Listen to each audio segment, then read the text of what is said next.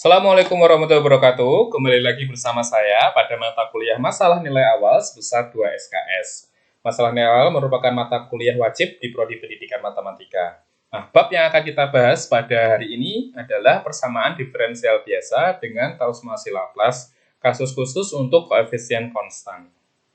Ada beberapa hal penting yang harus kita ingat kembali, antara lain yang pertama adalah definisi dari transformasi Laplace itu sendiri, yaitu Laplace Ft yang sama dengan Fs yang merupakan integral dari 0 sampai tak hingga E pangkat min St Ft dt.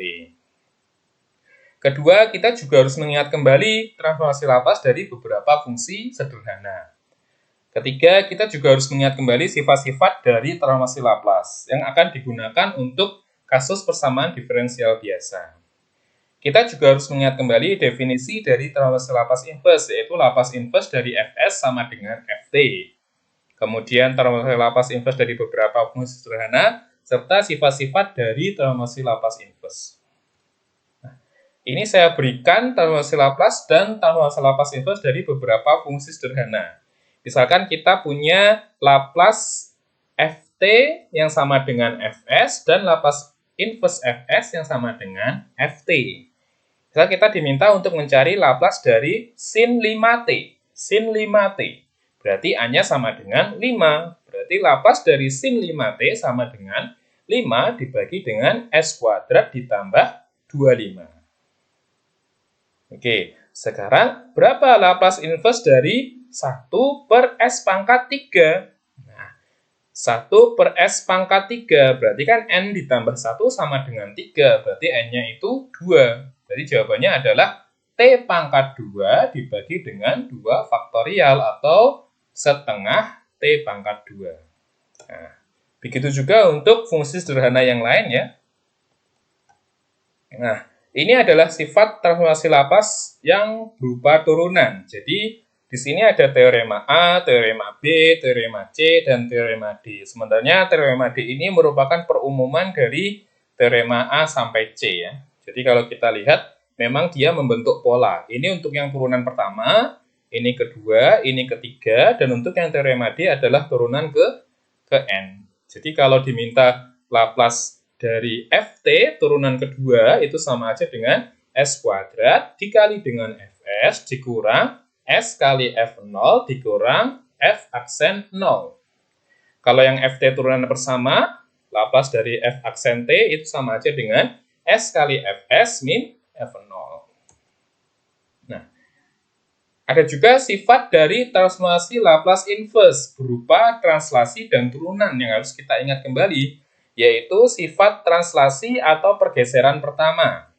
Jika Laplace inverse dari Fs sama dengan Ft, maka Laplace inverse dari Fs min A sama dengan E pangkat AT Ft. Kemudian transformasi Laplace inverse dari turunan.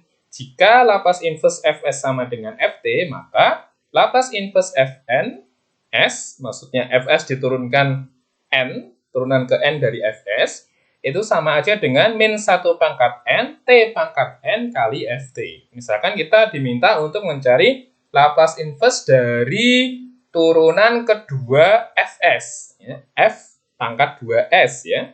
Berarti sama aja dengan min 1 pangkat 2, T pangkat 2 Ft. Oke. Nah, apa sih hubungan dari transformasi Laplace ini dengan persamaan diferensial biasa?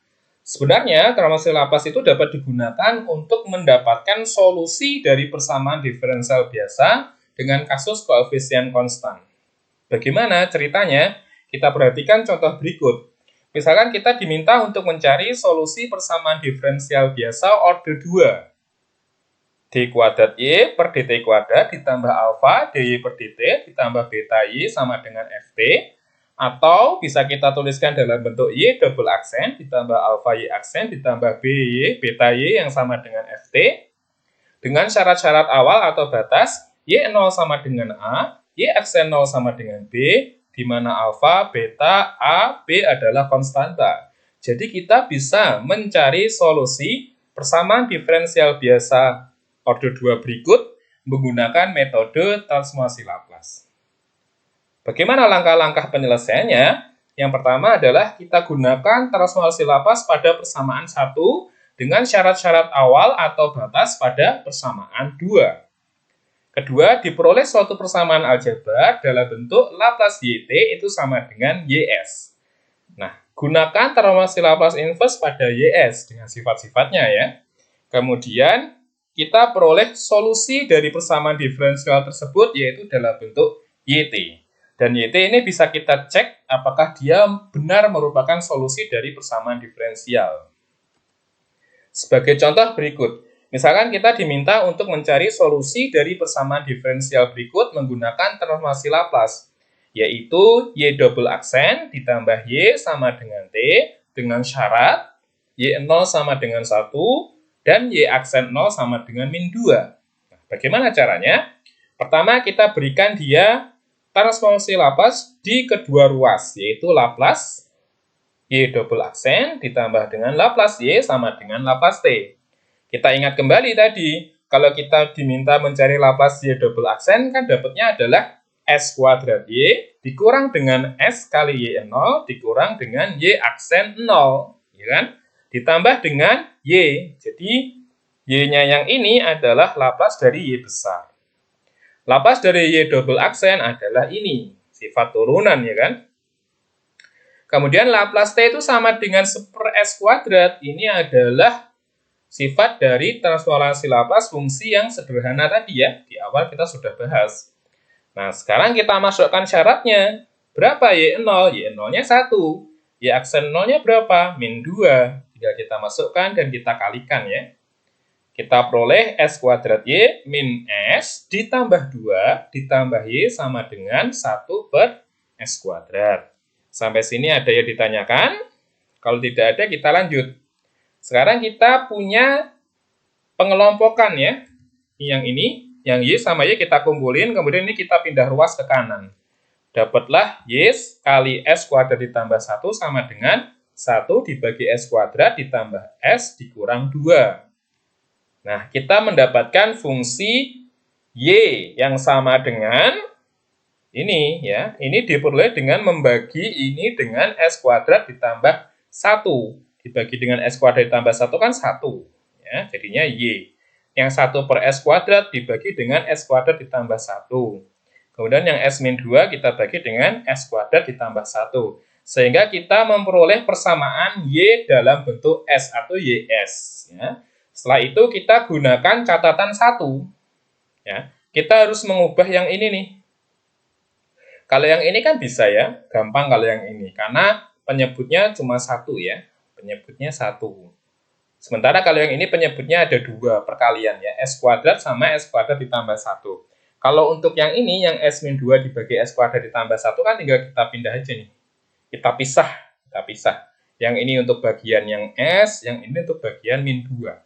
Sementara untuk yang ini, itu kita pisah dengan metode aturan pecahan parsial. Bagaimana caranya? Kita pisah dia, yang penyebutnya kita pisah, S kuadrat dan S kuadrat ditambah 1, kemudian kita tambahkan A dan B. Kita selesaikan menggunakan metode eliminasi dan substitusi, kita dapatkan A-nya sama dengan 1 dan B sama dengan min 1, sehingga kita peroleh pemecahannya sebagai berikut ya. Nah, yang min 1 ini sama min 2 kan dapatnya min 3. Sehingga kita dapatkan YS-nya itu 1 per S kuadrat ditambah dengan S per S kuadrat ditambah 1 dikurang dengan 3 per S kuadrat ditambah 1. Nah, sehingga kita dapatkan solusi dari persamaan diferensial biasa ini adalah YT yang merupakan Laplace inverse dari YS. Nah, YS-nya kan ini. Tinggal kita Laplace inverse-kan masing-masing. Kemudian kita gunakan sifat transformasi Laplace inverse dari fungsi sederhana, di mana Laplace inverse dari 1 per S kuadrat kan T. Laplace inverse dari S dibagi dengan S kuadrat ditambah 1 kan cos T. Laplace inverse dari 1 dibagi dengan S kuadrat ditambah 1 adalah sin T dikali dengan min 3. Sehingga solusi dari persamaan diferensial biasa untuk kasus yang contoh 1 adalah T ditambah cos T dikurang 3 sin T. Nah, apakah solusi ini benar? Kita bisa cek dengan catatan 2. Bagaimana cara mengecek solusi yang diperoleh? Kita turunkan saja YT-nya. YT-nya kan kita udah dapat ya. Kita turunkan sekali dan kita turunkan 2 kali. Kenapa? Karena kita kembali ke soalnya tadi. Soalnya di sini kan Y double aksen ditambah Y sama dengan T, dengan syarat Y0 sama dengan 1 dan Y aksen 0 sama dengan min 2. Berarti YT yang kita peroleh tadi, ya kan, kita turunkan sekali, kita turunkan 2 kali, ya kan, kemudian kita tambah dengan Y, itu harus sama dengan T. Kemudian YT yang kita peroleh ketika T-nya kita ganti 0, itu harus sama dengan 1. Dan YT yang kita turunkan sekali, kita ganti T-nya dengan 0, itu harus sama dengan min 2. Kita cek aja ya. Nah, ini YT-nya, ini Y aksen T-nya, ini Y double aksen T-nya. Kita peroleh Y double aksen T ditambah YT itu sama dengan T. Karena kan bisa kita coret ya. Min 3 sin T sama 3 sin T, min cos T sama cos T, menyisakan yang T. Betul. Sekarang syarat awal atau batasnya apakah benar? Kita masukkan saja Y0.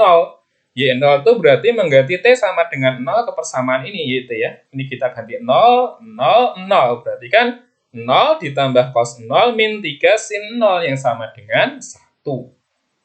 Kemudian Y aksen 0 berarti kita ganti T-nya yang ini, yang Y aksen T dengan T-nya sama dengan 0, berarti kan 1 min sin 0 min 3 cos 0 yang sama dengan 1 min 3, yaitu min 2. Sehingga solusi yang kita peroleh itu benar, karena kita sudah mengecek dan kembali persis dengan soal